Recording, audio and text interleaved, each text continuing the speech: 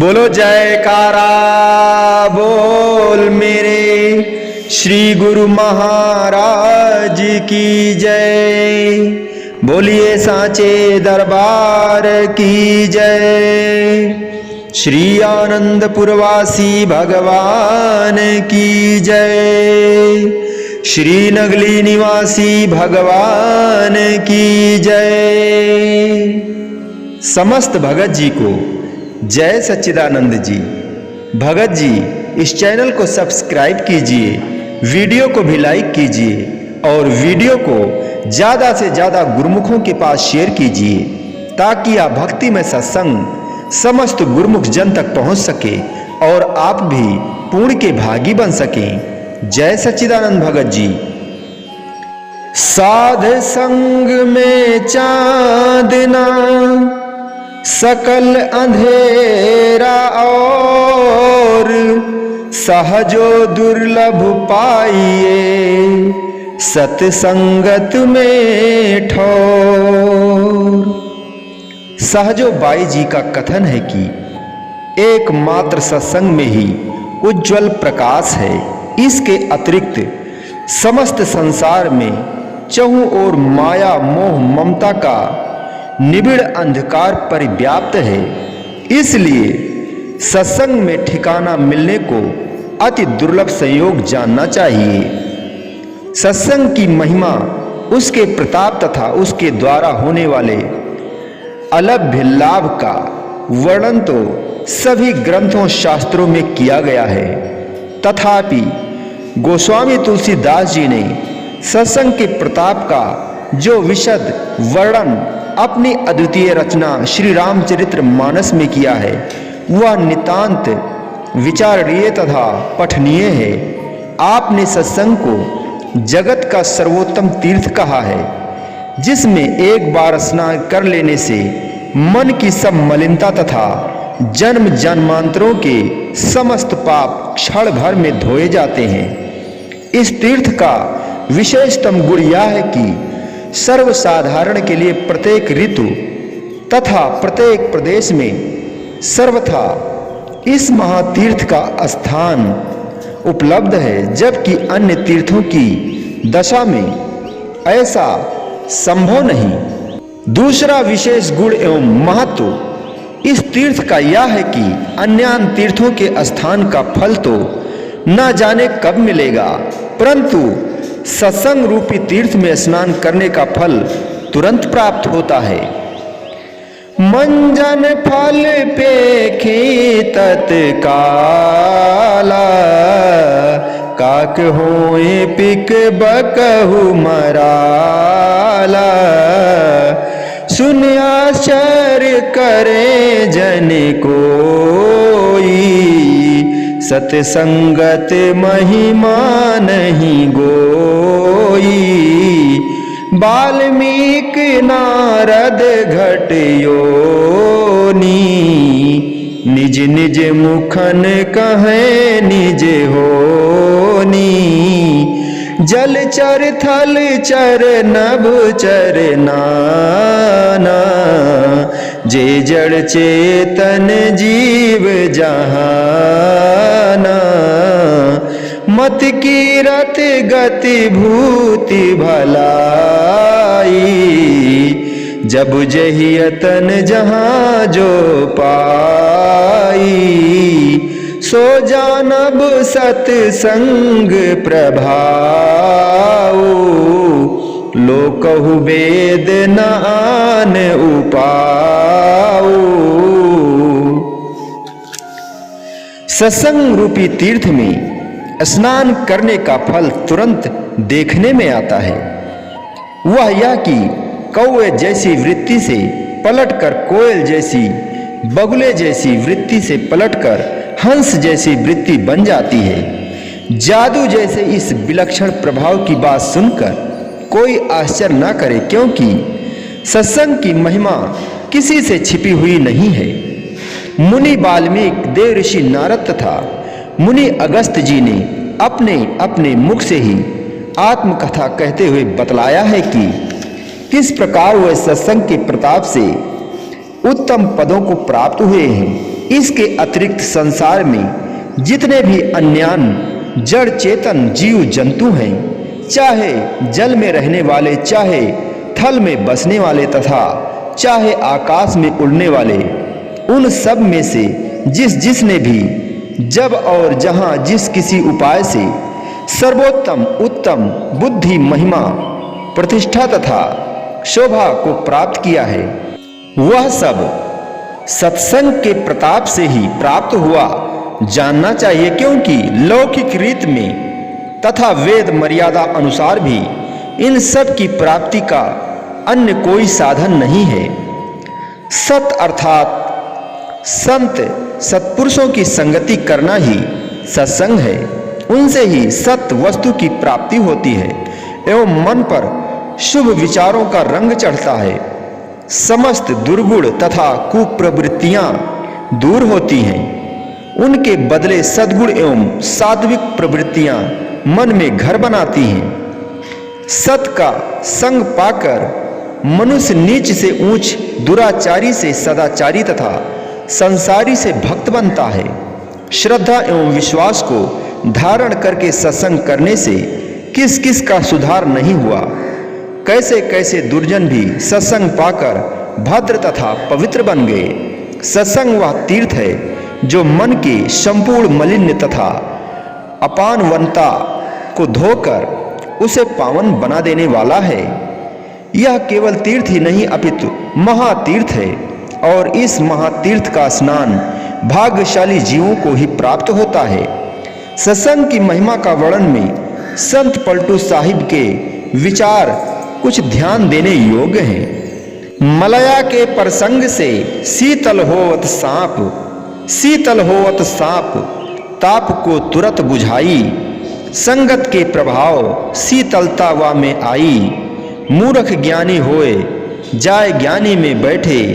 फूल अलग का अलग वासना तिल में बैठे। कंचन लोहा होए जहां पारस छुई जाई। पन पे उकठा काठ जहां उन सर्दी पाई। पलटू संगत किए से मिटते तीनों ताप। मलया के प्रसंग से शीतल होवत सांप। संत पलटू साहब जी का कथन है कि चंदन की संगति से सर्प को भी शीतलता प्राप्त होती है। यह बात जगत विख्यात है कि चंदन के वृक्ष पर प्रायः अजगर और सर्प लिपटे रहते हैं, जिसका परिणाम यह होता है कि उन पर भी चंदन की शीतलता का प्रभाव पड़ता है और उनका विषैला ताप नष्ट हो जाता है। चंदन की संगति से उनमें भी मानो चंदन का गुण प्रकट हो गया। अज्ञानी और मूढ़ प्राणी भी जब ज्ञानी और विचारवान लोगों की संगति में उठने बैठने लगते हैं तो वे भी ज्ञानी और विद्वान बनते देखे जाते हैं। तिलों के पुष्पों के साथ मिलकर रख देने से पुष्प तो ज्यों का त्यों अलग पड़े रहते हैं, किंतु संगति के प्रभाव से पुष्पों की सुगंध तिलों में बस जाती है और फिर उन तिलों से सुगंधित तेल निकाला जाता है। पारस के साथ लोहे का स्पर्श करने की देर है कि वह तुरंत कंचन बन जाता है।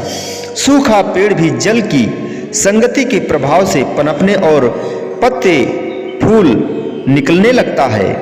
जब जड़ वस्तुओं पर संगति का प्रभाव इतना अधिक हो सकता है तो फिर मनुष्य संगति से क्यों न प्रभावित हो। श्री पलटू साहब का कथन है कि सत्संग के प्रभाव से मनुष्य के तीनों ताप आदि व्याधि उपाधि उसी प्रकार नष्ट हो जाते हैं जैसे कि चंदन के प्रभाव से सर्पों का विषैला प्रभाव नष्ट हो जाता है और वे शीतलता को ग्रहण कर लेते हैं। सदना एक कसाई ही तो था, पशुओं का वध करना उसका धंधा था, यही उसकी आजीविका थी। परंतु सत्पुरुषों के संपर्क में आकर वह एक उच्च कोटि का भक्त बन गया। शुभ तथा सत का सत्संग वस्तुता महत्वपूर्ण है, क्योंकि शुभ संगति में आने जाने से शुभ विचार प्राप्त होते हैं तथा शुभ विचारों से शुभ कर्मों की प्रेरणा मिलती है। शुभ कर्मों के प्रभाव से जीवन शुद्ध एवं पवित्र होता है। यही कारण है कि प्रत्येक विचारवान पुरुष शुभ संगति को पसंद करता है तथा अन्यों को भी अच्छी संगत में उठने बैठने का परामर्श देता है। इसमें संदेह नहीं कि युग धारा का प्रभाव प्रत्येक व्यक्ति पर पड़ता है। जिस प्रकार सोने को खंड खंड करने पर भी उसके टुकड़े के मूल्य में कोई क्षति नहीं होती, वैसे ही सज्जनों का दुर्जनों में जाकर भी सम्मान किसी अंश में कम नहीं होता। विधि वंश सुजन कुसंगत परहि फड़िमणि सम निज गुण अनुसरहि।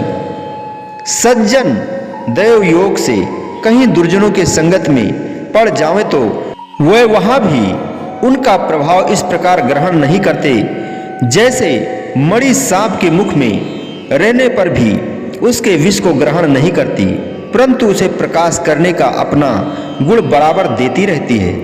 भले पुरुषों की पहचान यही है कि जो रही उत्तम प्रकृति का करी सकत कुसंग, चंदन विष व्यापत नहीं लिपटे रहत भुजंग। कवि रहीमदास जी अपनी वाणी में कथन करते हैं कि चंदन का वृक्ष सर्पों के लिपटने रहने से भी विषैला नहीं होता। इसी प्रकार सज्जनों पर भी कुसंगति का प्रभाव नहीं पड़ता। जीव साधारणतया जगत में संसारी पुरुषों की संगति में रहते हैं। इस सांसारिक संगति में रहने से जीव के मन पर जो इंद्रियों के विषयों की आसक्ति के विचारों का प्रभाव पड़ा है वह इसके मन में बस चुका है। इसी संगति के परिणाम स्वरूप काम क्रोध लोभ मोह अहंकार राग द्वेष ईर्ष्या घृणा तथा तृष्णा आदि अनेकानेक दोष इसके अंतर में बस गए हैं। ऐसा कभी ना समझना चाहिए कि मनुष्य में यह दोष अथवा अवगुण केवल स्वभावजन्य एवं प्राकृतिक ही है। नहीं, यह सब वस्तुतः संसार की दीर्घकालीन संगति का परिणाम भी है। इसका तो कोई अनुमान नहीं कि न जाने कितने जन्मों से सांसारिक कामनाओं तथा विषय वासनाओं के वातावरण में यह प्राणी पोषित होते आ रहे हैं। सत्संग के प्रताप से प्राणी कुमार्ग से सन्मार्ग की ओर तथा दोषों के बदले सद्गुणों की ओर अग्रसर हो सकते हैं।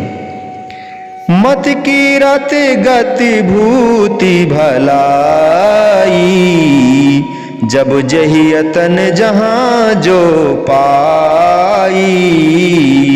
सो जानब सत्संग प्रभाऊ, लोकहु वेद नान उपाऊ। जिसने जिस समय जहां कहीं भी जिस किसी यत्न से बुद्धि यश सद्गति ऐश्वर्य कल्याण प्राप्त किया है वह सब कुछ सत्संग के प्रभाव से ही सुलभ होता है। वेद शास्त्रों में और लोक रीत में इनको पाने का अन्य कोई उपाय नहीं बताया गया है। अतः इस उदाहरण से यह स्पष्ट होता है कि सत्संग ही जीव के कल्याण का एकमात्र श्रेष्ठ साधन है। सत्संग क्या है, इसका उत्तर श्री गुरु नानक देव जी इस प्रकार देते हैं। सत्संगत कैसी जाड़िए, सत्संगत कैसी जाड़िए, जिथे एको नाम बखाड़िए। अर्थात सत्संगति में केवल हरि चर्चा नाम और भक्ति की महिमा तथा मालिक के सुमिरण भजन की वार्ता होती है तथा इसके प्रभाव से चित्त में मालिक के प्रेम के भाव जागृत होते हैं। सत्संग उसी को कहते हैं जहां अन्यान सांसारिक तथा शारीरिक इंद्रिय संबंधी बातें ना हों, अपितु जहां प्रेम भक्ति एवं परमार्थ की ही वार्ता हो। सांसारी लोगों की संगति में यदि हम जाकर बैठे तो वहां सांसारी धंधों और शारीरिक भोग विलास की तथा इंद्रियों के विषयों की ही बातें सुनने में आवेगी। यह तो समझा ही जा सकता है कि इनका मन पर क्या प्रभाव पड़ेगा। यही कि संसार और इंद्रियों की आसक्ति क्षण प्रति क्षण दृढ़ होती जाएगी। मोह लोभ में वृद्धि होगी, आशा तृष्णा के बंधन कसते जाएंगे।